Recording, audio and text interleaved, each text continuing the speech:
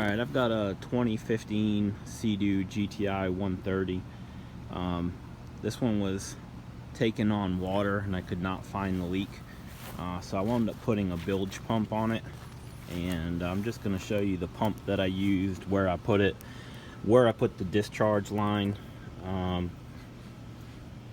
kind of solve the problem until I could find where the leak was coming from. It was coming from the back somewhere and I couldn't figure it out. It looked like it was coming from the IBR motor area, but wound up being the flush port right here, the one on the far left side. This whole thing had kind of twisted loose. You could actually wiggle it at the time, and water was seeping around the edge of it and getting into the machine. Ultimately, I got this ski for free because the person who had it left it parked for the first time at a dock overnight, and it took on enough water and sank it. I wound up having to put a new engine, new ECM, new starter, new stator, and voltage regulator in it, and I've run it for 2 years with no issues since then. But here's the pump that I used. This one here. Actually got this as a kit from Amazon. It came with this pump here. It came with this package here of tubing and a fitting, which I'll show in a second. And also came with this pump switch, which has a built-in breaker right here. I haven't wired this in yet. The Amazon got the other two items here quickly, and this piece was late coming in, and I had a ride coming up, so I've got the pump installed and wired directly to the battery right now.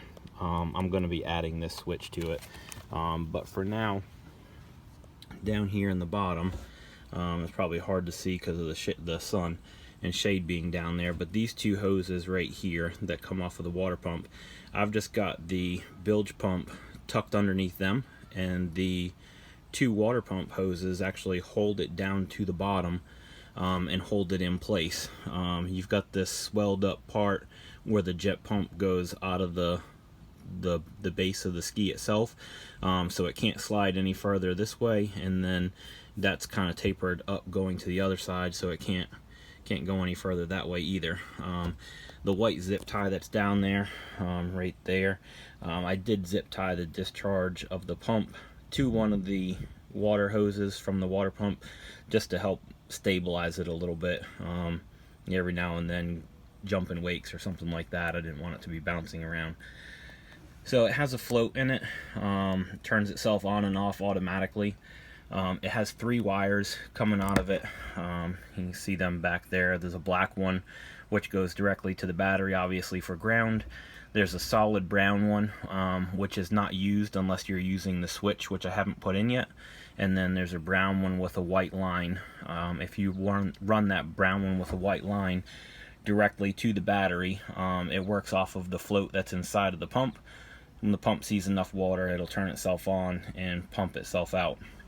The size leak that I had, basically within an hour and a half, the ski would trickle in enough water to turn this pump on, and the pump would pump itself out.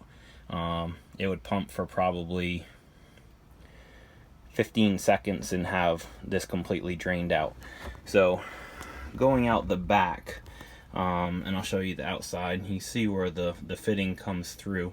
So that black corrugated tubing down there comes out of the pump and comes to the back right behind. This is the exhaust pipe itself, right behind the exhaust pipe.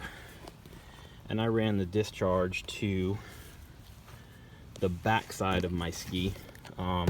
There was a little BRP emblem right here underneath the hook. I just popped that BRP emblem off of there and drilled a hole straight down the center of it using a hole saw, so that fitting would slide right in.